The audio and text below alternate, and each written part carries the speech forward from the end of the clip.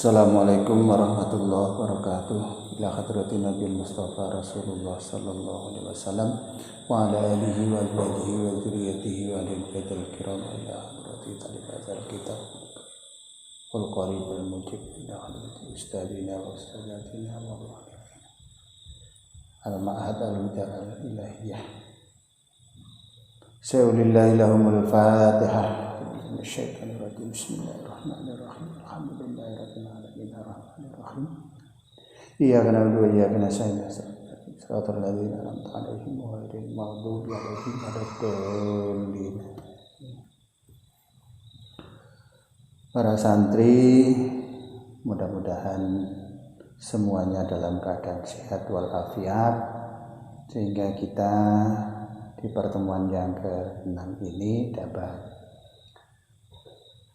membahas kembali berkaitan dengan toharoh, najis-najis yang menuntut kita untuk membersihkannya supaya apa?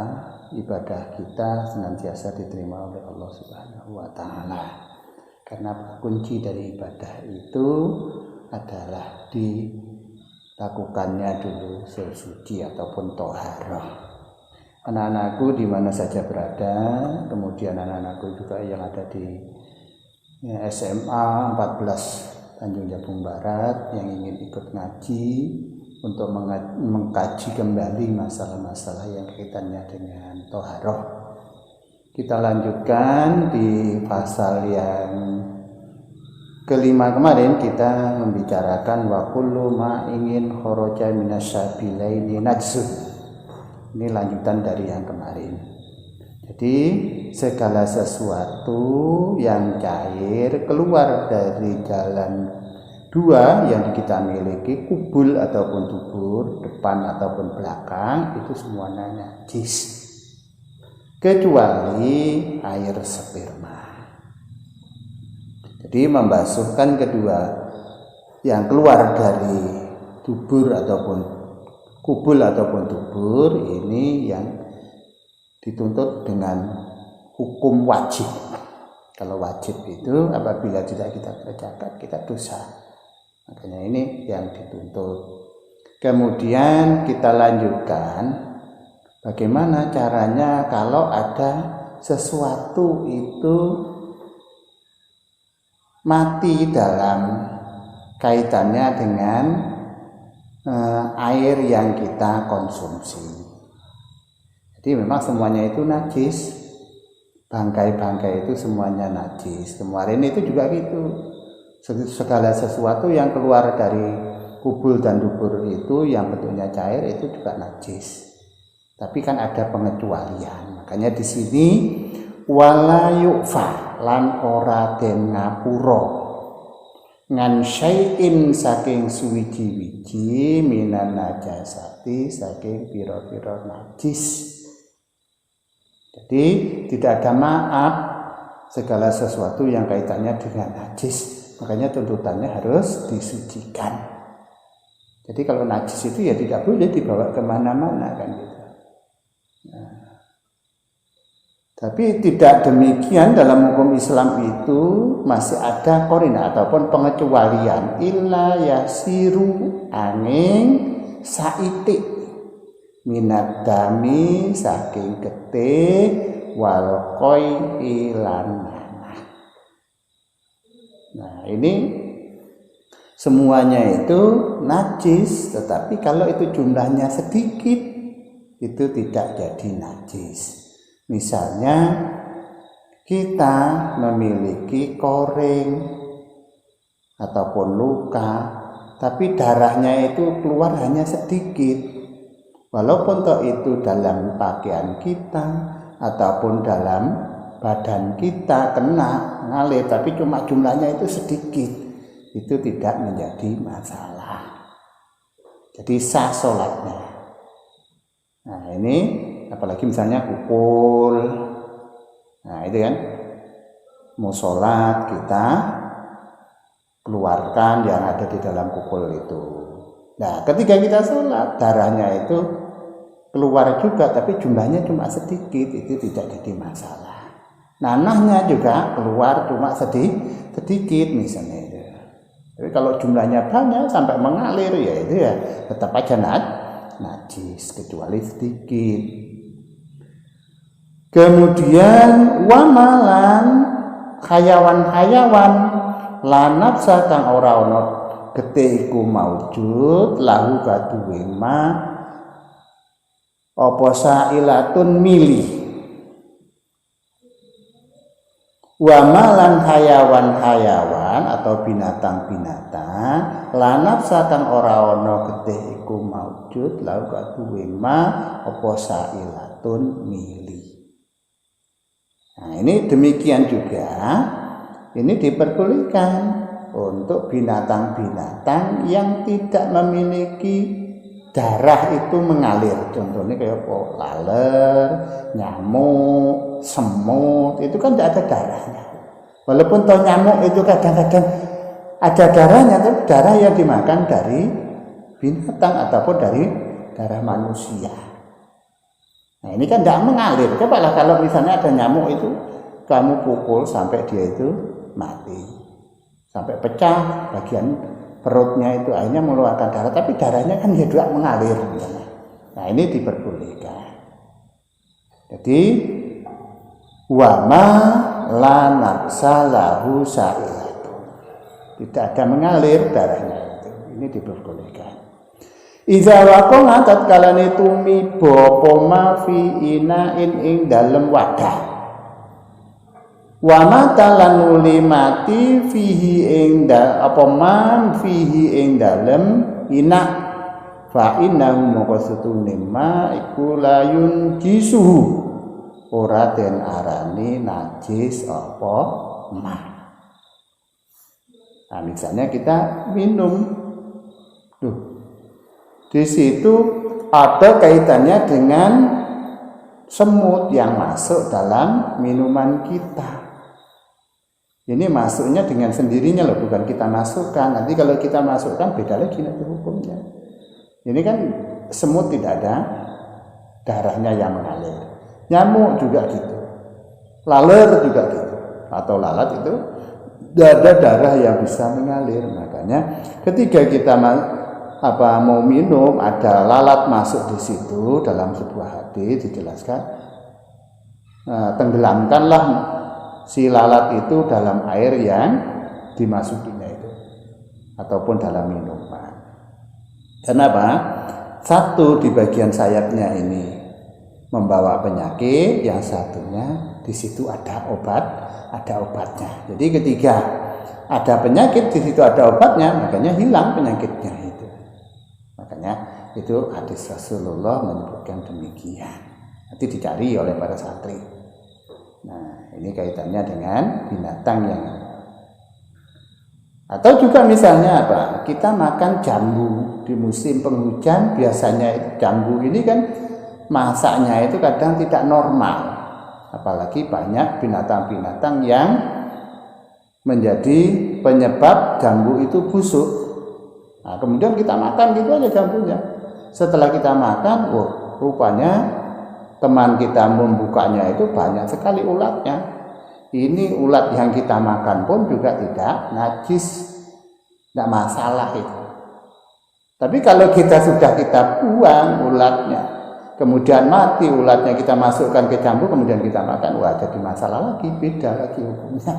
Jadi ini yang kaitannya dengan apa? Kaitannya dengan binatang yang sudah ada dalam benda tersebut.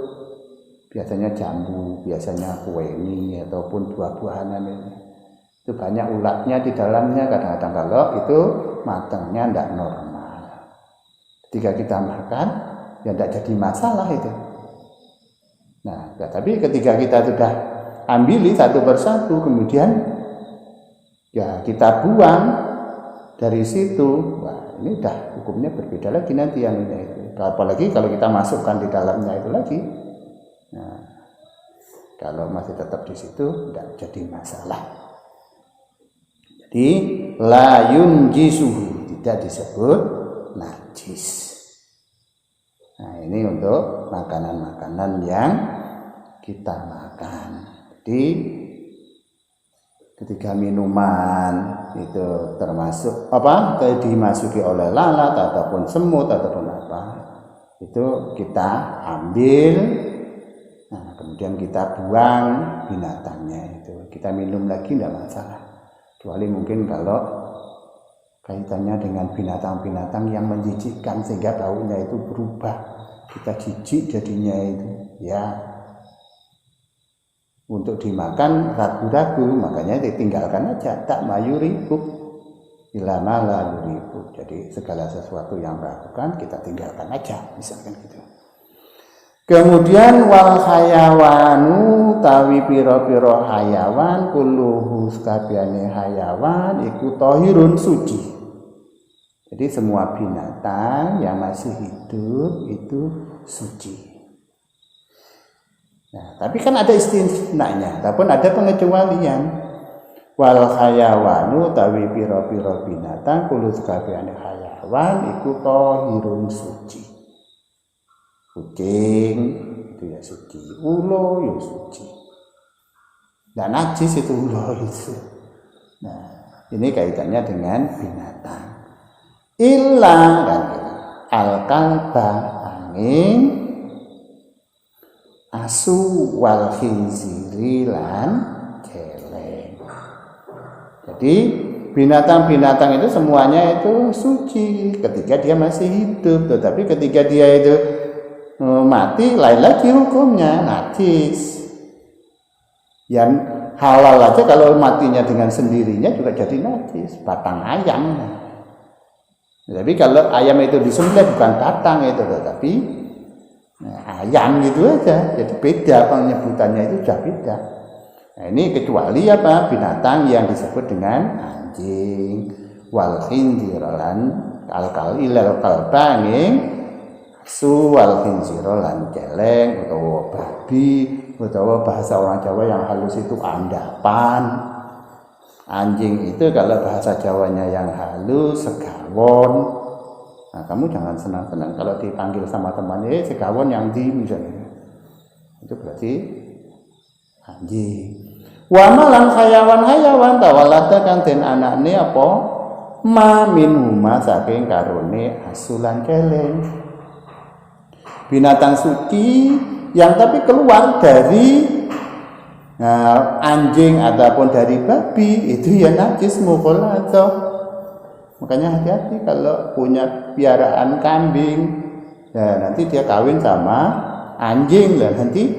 Nah ini jadinya Pak mukhalatah najisnya. Au min ahadihima utawa salah suwijine asulan celeng.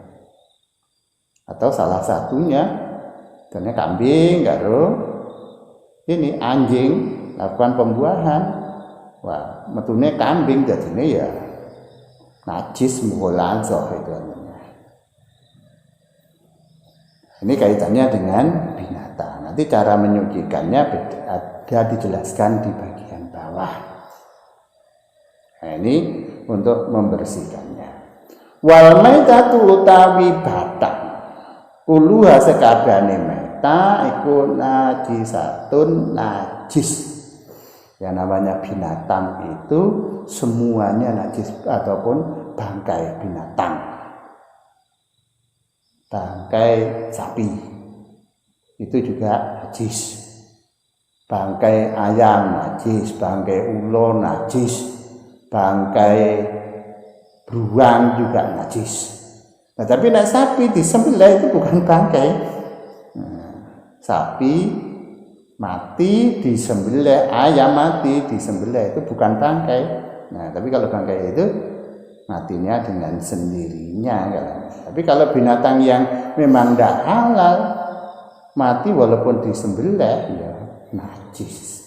Soalnya iki ora kena dipangan dagingnya. Illa samaki angin batangi iwak wal jarodi lan batangi walang. Kok santri-santri nulisnya wasamaki lan iyok karena tulisannya keliru. Illa samaki angin iwak. Ikan kalau itu besar itu disunatkan disembelih. Misalnya paus yang bobotnya itu sampai 1, nah itu mau dimakan ataupun dia sembelih. Nah, gede sunatnya sembelih. Nah, wal jarud dilan walang apa saja itu halal. Walang kadung kalau saudara itu mau makan ya halal. Nah, walang apa nih? Walang daun, walang apa nih? Mana kadang-kadang anak-anak itu mainan walang untuk nebak temannya kalau tidur bagaimana. Walang-walang kadung turune piye si anu misalnya. Nah, ini kemudian wal adami lan anak adam. Makanya di batang menungso itu enggak, tapi biasanya apa? Kalau menungso itu karena terhormat itu disebut dengan jenazah. Walaupun matinya itu kecemplung sungai, matinya itu apa namanya itu gantung ya ora disebut batang wong ya. Kan ya. Tapi biasanya jenazah untuk menghormati. Kemudian caranya bagaimana? Kalau ada kaitannya dengan apa? Dengan benda-benda ini dijilati oleh anjing ataupun babi yang tadinya itu najisnya najis muhdatsah. Wayu salulan den waso apa al ina wada min wuluhil kabi saking dilatane anjing wal khinzirilan celeng sab amarotin ambal kaping 7. Ini kalau ada kaitannya dengan barang-barang yang selalu dijilati oleh binatang 2 ini. Makanya kalau tetangga banyak memiliki anjing, jangan meletakkan air di bawah. Jangan meletakkan benda-benda yang biasanya kita gunakan untuk makan, untuk sebagai piring itu. Jangan periuk misalnya letakkan di bawah. Nanti dijilati anjing kita tidak ngerti. Masalahnya ada sebuah virus yang mungkin di situ itu melekat sehingga kita itu tidak ngerti. Nah, ini kaitannya dengan min wulughil kalbi. Dilatani anjing wal khinzirilan celeng. Sab amarotin diwasuh kaping 7. Nah, ini dalam bahasa fikih disebut dengan sama. Disertu bukan disama, disertu. Membasuh binatang dari kedua ini misalnya ada jilatan-jilatannya itu disebut dengan disertu. Sertu itu bukan pasir karo batu, tetapi sertu itu menghilangkan najis yang ada dalam terkena oleh binatang ini. Nah, kemudian kita basuh. Ikhdahuna salah suwijine sab'a marratin biturabi kelawan dan campur lebu. Nah, ini kalau ada membersihkan najisnya anjing ataupun babi itu dibasuh dengan 7 kali. Basuhan 7 kali ini nanti di salah satunya itu dicampur dengan tanah ataupun debu. Inilah caranya nyertu. Nah, disertu. Tapi kalau daerah-daerah yang lumpur ini balik dari kebun itu mungkin ada bekas-bekas babi juga itu di kebun-kebun itu ada bekas anjing kan. Nah, tapi kan tempat kita ini udah tanahnya ini tanah lumpur. Wis karo dep-dep nyertu suwal. Nah, ini kaitannya dengan sertu. Ya mau diletakkan di awal, mau diletakkan di akhir, itu terserah. Tapi salah satu dari 7 basuhannya itu dicampur dengan turab, debu ataupun tanah liat. Nah, ini mungkin penelitian-penelitian yang pernah dilakukan oleh orang-orang yang mempunyai kemampuan untuk melihat najis itu anjing karo babi ini. Nyapa kok Islam ini menggunakan sertu 7 kali. Nah, dibasuh 2 kali 3 kali dengan sabun dengan apa saja masih tetap virusnya ada. Tapi ketika dicampur dengan turop ini, debu ini kok jadi hilang. Oh, di sini. Mungkin jadi itulah pahaman dari orang-orang yang non-Islam, mungkin akhirnya apa? Oh, yakin dengan Islam ini gini loh artinya ini. Wa yusallu lan den wasu min syairin najasah, saking sekeri-keri ini pira-pira najis, marotan ambalan wahidatan sepisan. Nah, nanti cara membasuh najis-najis yang mutawasithah ini itu sekali aja sudah bisa. Tapi kalau itu sudah memenuhi persyaratan. Tapi kalau memang 1 kali ini tidak bersih, apalagi kita lincung misalnya itu, uyuh jengkol, nah itu kan tidak bisa 1 kali, tidak bersih. Makanya 3 kali itu menjadi wajib. Ya mungkin yang bau najis ringan lah itu ya. Ringannya ini bukan apa-apa, tapi ringannya ini maksud mungkin najis yang gampang dihilangkan dengan sekali basuhan. Mungkin bisa ini. Kemudian takti dan tekani alaihi ngatasi najis itu wasalah satun utawi kaping 3 iku abdalu luweh utama. Jadi membasuh 1 kali itu kalau misalnya memang sudah dianggap itu sempurna dari bau, rasa, warna, tidak ada lagi, itu sudah cukup. Tapi diulang sampai 3 kali itu malah menjadi lebih utama. Selanjutnya wa iza takhallat lan nalikalane campur apa cuka al khamratu ing anggur binafsiha kelawan awak dewine hamrat iku tahurat dadi suci. Nah, ini kalau ada anggur kemudian diperas kemudian berubah menjadi coklat tapi tidak ada campuran apa-apanya, itu tetap masih suci. Tapi kalau ada campurannya misalnya ya kayak apa namanya itu ini madu kelapa itu badek ataupun gula kelapa itu yang kemudian disadap, setelah disadap itu ada campurannya ada. Kalau ada campurannya sehingga di fermentasikannya akhirnya jadi tua. Nah, ini ya enggak suci lagi, sudah berubah karena apa? Ada campuran. Banyu tape itu dari pulut. Ada campurannya enggak? Kalau ada campurannya, air ini nanti kalau sudah berubah, kalau masih 1, 2, 3 hari itu tidak masalah. Tapi kalau sudah sampai 1 bulan, wah sudah mengeluarkan gas misalnya, itu jadi tidak suci, beda jenengan ini. Wa in takhallat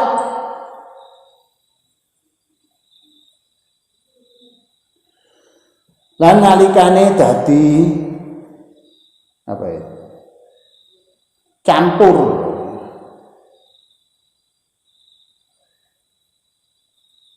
utawa kecemplungan ini ya, nyemplungi torhisaiin kelawan nyemplungi suwiji-wiji via ing dalem khamrat itu tadi la tadhur moko ora dadi suci, berubah ini. Wa in takhallat lan nalikane dadi berubah apa khamrat itu tadi anggur itu bitor hisain kelawan den cemplungi suwiji-wiji via ing dalem khamrat la tadhur maka ora dadi suci. Ini kaitannya dengan sesuatu yang mengalami perubahan-perubahan. Kalau itu masih murni dari awalnya itu tetap suci. Tapi kalau sudah mengalami perubahan-perubahan sehingga dia menjadi tidak suci. Mungkin pengajian kita sampai di sini, kita akhiri dengan baca Alhamdulillahirabbil alamin. Kurang lebihnya mohon maaf. Assalamualaikum warahmatullahi wabarakatuh.